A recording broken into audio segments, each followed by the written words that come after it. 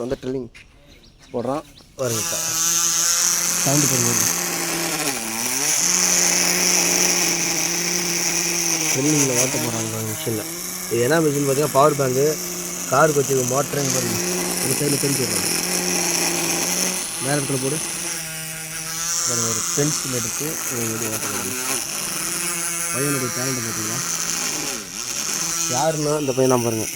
தம்பி மாப்பிள்ளை மூச்சு காப்பி அந்த பையன் தான் பயங்கரமாக வச்சு. இது வந்து டீ கப்பு, இது மோட்ரு. என்ன மோட்டருன்னு பாருங்கள் நீங்கள். இது பவர் பேங்கு. கடையில் கிடைக்கிற வேறு 5 ரூபா மோட்டருங்களாம் பாருங்கள். எப்படி வாட்டர் போட்டுருக்காங்க பாருங்கள். அந்த மணலில் வாட்டர் போட்டுருக்காங்க.